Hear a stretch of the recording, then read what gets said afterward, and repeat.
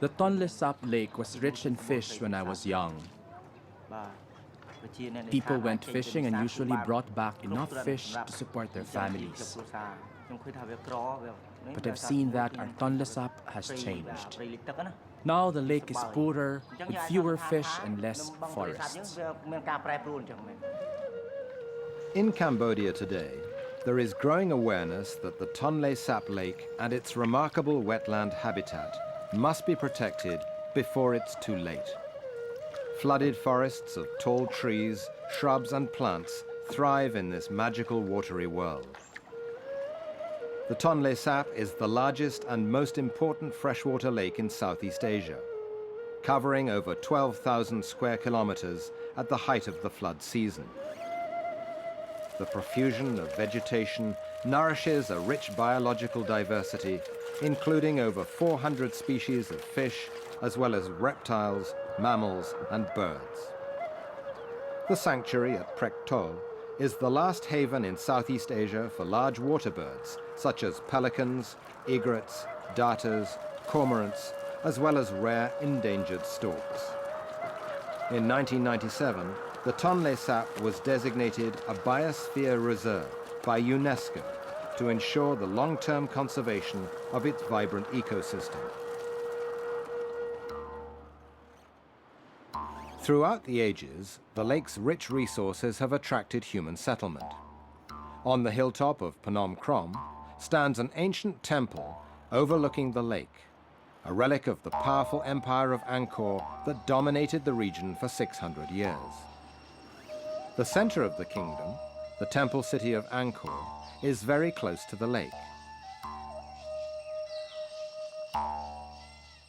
In the Bayon temple, stone carvings depict daily life on the Tonle Sap and the flora and fauna which sustained early Khmer civilization.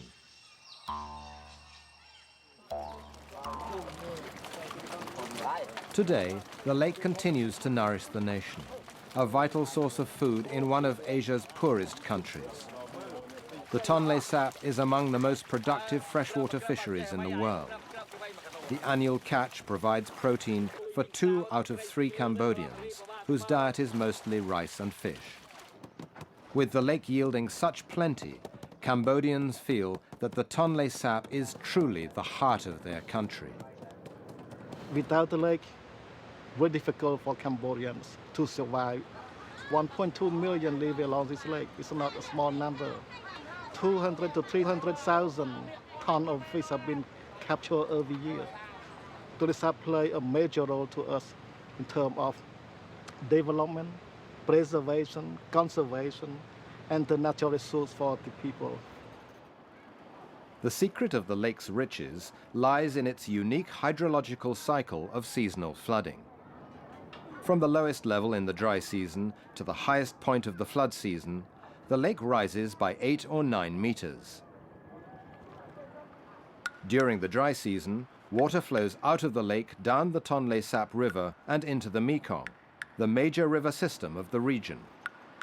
However, the Tonle Sap River reverses direction in the rainy season under pressure from the floodwaters of the Mekong.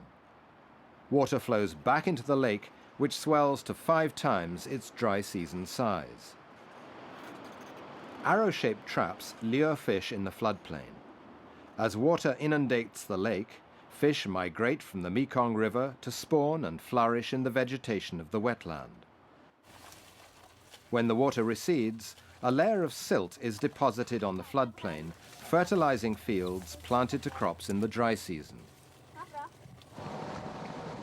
The people who live on the Tonle Sap have long adapted to the annual cycle of flooding. Many live in floating houses. As the lakeshore moves, so do the people. During the dry season, when the water is low and muddy, the floating villages of Chongkani cluster on the lake.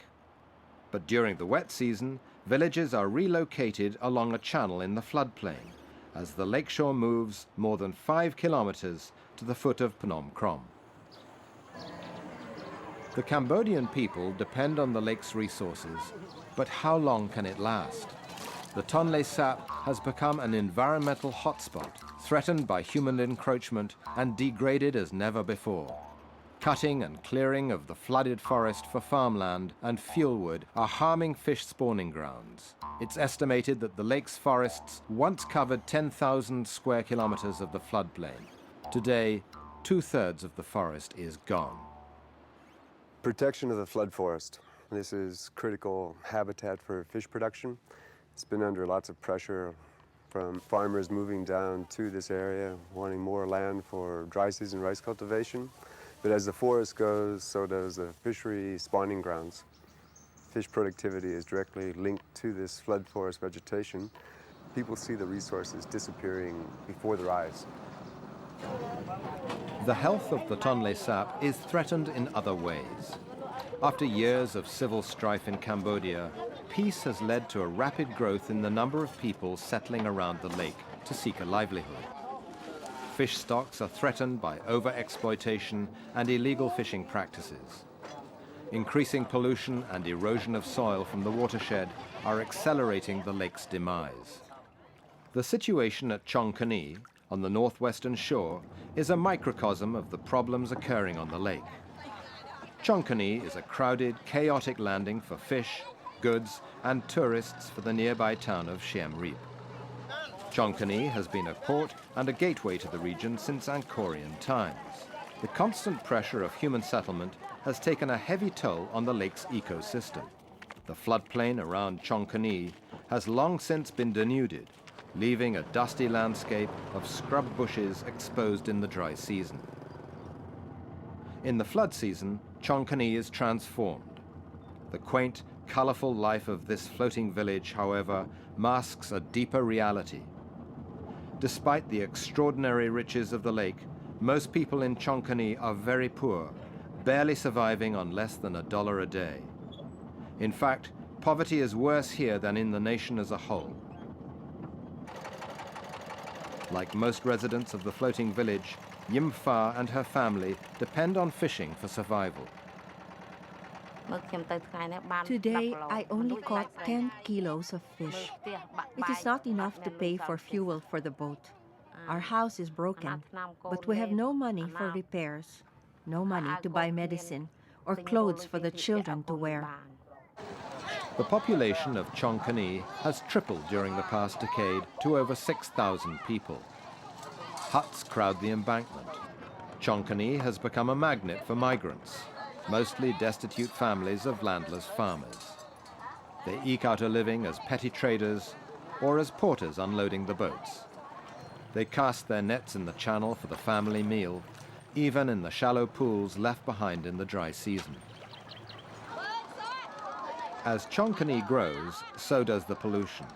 Plastic bags and other garbage from the fish market, as well as human waste, go straight into the channel. The Tonle Sap has become a sewer for the expanding urban centers near the lake, like Siem Reap. Waste discharged into the Siem Reap River, which flows through the town, ends up in the lake at Chongkani. With Siem Reap now in the midst of a construction boom fueled by tourism, the volume of waste going into the lake is a serious concern. At Chongkani, poor families have little choice but to use the polluted water in the channel for cooking and bathing. Inevitably, young children sometimes take a drink and may get sick as a result. Waterborne diseases are rampant among the children of Chongkani. The local health clinic treats 4 times the number of young children with diarrhea compared to other villages in the district. It's the leading cause of death among children under 5. The widespread poverty at Chongkani is closely related to the decline of fishing as a viable livelihood for the growing population. To try to get a decent catch, residents must travel an hour or more.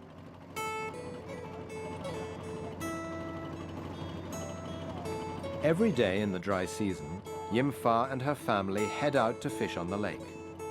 It's the height of the fishing season, and the family hopes the catch will be plentiful. The livelihood from fishing used to be good, but now, she says, it's tough to make ends meet. About 20 or 30 years ago, there were plenty of fish, but not now. I could catch about 100 kilos, but this year, we're lucky to get 10 to 50 kilos a day. It keeps getting worse, especially with the commercial fishing operators with big nets and small holes who start fishing in November. They catch all the fish. The family lands a few small fish. Their catch for the day is only 10 kilos for 10 hours hard work. Yim Pha blames the big commercial operators that control the best fishing grounds on the lake, where crews can haul in 1 ton in an hour. The commercial lots are exclusive fishing areas auctioned by the government to the highest bidder. These large-scale commercial fishing operations are very effective in exploiting the fishery, harvesting most of the total annual catch from the lake. But they're also a source of conflict with small fishermen. Miles of fencing and nets surround the vast fishing domains to keep fish in and other people fishing out. No one can fish there without the lot owner's permission. It's now November in the flood season. At this time of year, fishing usually takes place at night, using kerosene lamps to attract the tiny fish, which are then scooped up in a net attached to the bow of the boat. At home on her small floating house in Chongkani, Yim Pha plucks last night's catch from the net. The fish caught at this time of year are mostly small varieties, which will serve as feed for fingerlings she is raising in a bamboo cage. Many families have fish cages to earn some income during the lean season. We leave here at 5 p.m. before dark. We travel about 2 kilometers. We return at 3 a.m. We usually catch about 100 kilos of small fish. Then I leave home again at 5 a.m. to sell in the market. When I get home, I do chores like chopping fish, cooking rice, and looking after my grandchild. The fish we caught won't even cover the cost of running the boat. When I'm short of money, I just borrow from other people to buy fuel for the next trip. As the livelihood from fishing becomes more and more difficult, Yim Pha worries about the education of her children. I would like my children to continue to go to school, but we are poor. I want my daughters to study 1 more year. I hope they will become tour guides. If they learn English, they can be translators.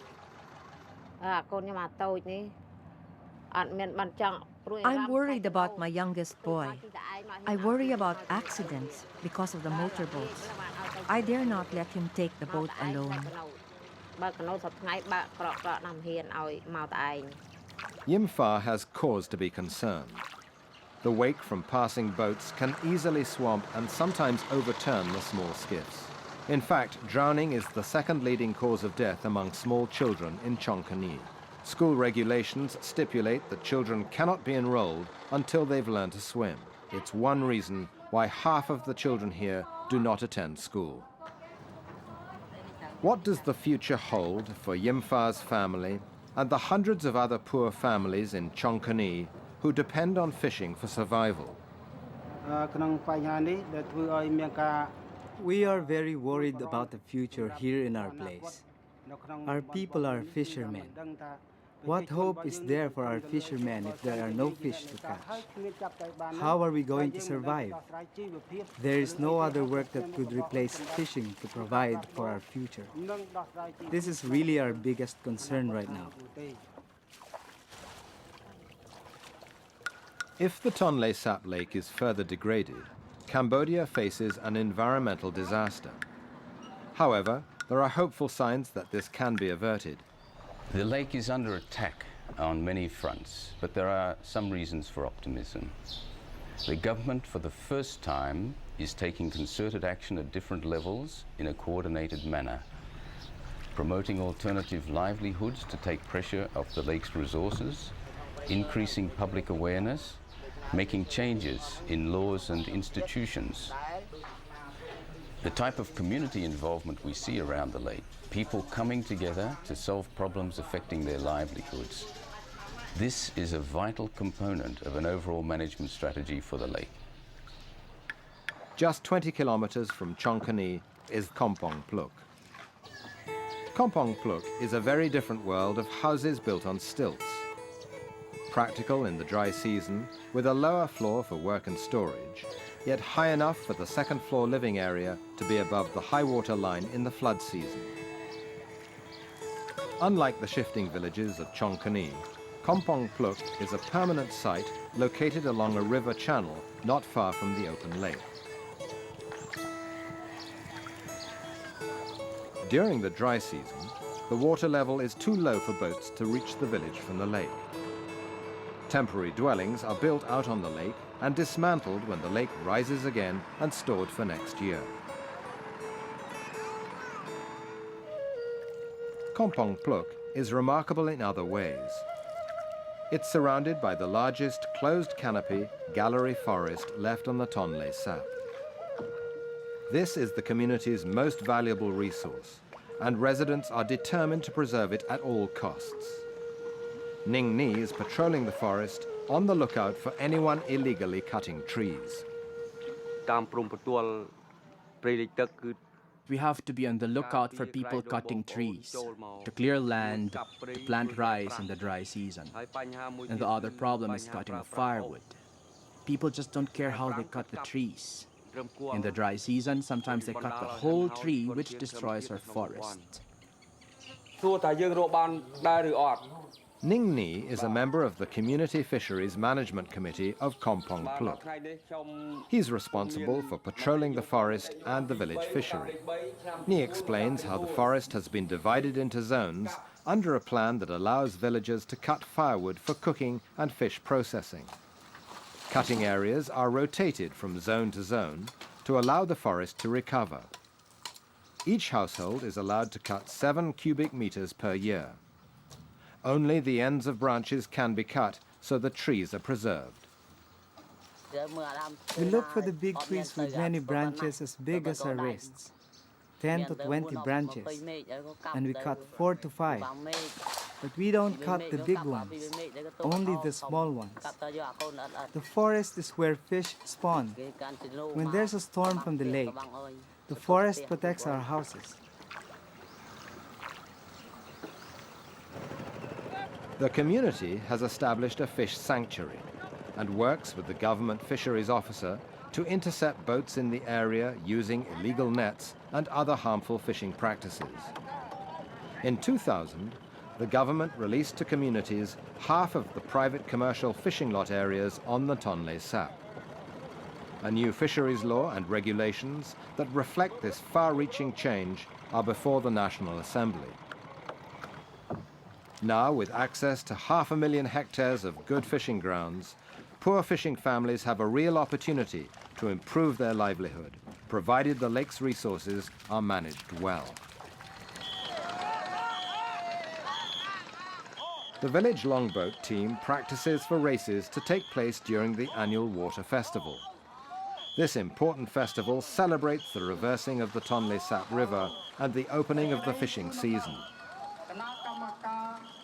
Taking advantage of the occasion, Education Officer Nok Nak paddles through the community spreading his message.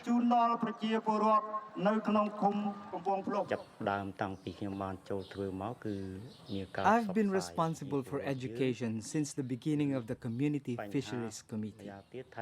We sensitize people about the importance of the flooded forest as a sanctuary for fish to multiply.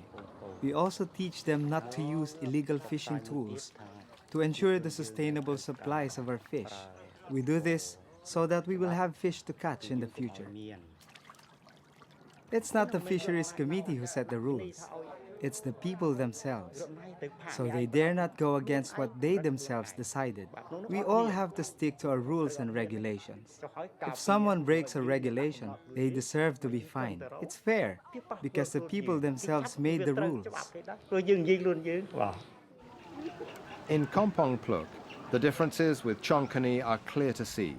Sturdy houses, a plentiful catch, healthier children. It comes down to safeguarding the resources which provide people's livelihood, according to a community leader. If you compare fishing here with Chongkini, the two places are very different. Here we have protected the flooded forests, so lots of fish come and live in the forests. But in places that are not protected, there are few fish. If you compare living standards, there are more rich people in Chongkani, but there are also a lot of poor people. In Kampong Pluk, it's not like that. There are a few rich people, but there's also very few poor families who do not have enough food. Their living standard is in the middle, not high, not low. Everyone at least has enough to survive in our community.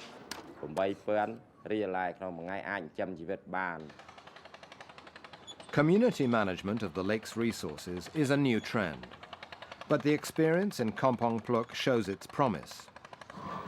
Pioneered in Siem Reap province by the Food and Agriculture Organization of the United Nations, this grassroots approach is being extended by the government to villages all around the lake. The involvement of the community is a major change. It's a catalyst for change in terms of preservation, and they understand not only the older people but the younger generation. This is not for us now, it's for the future.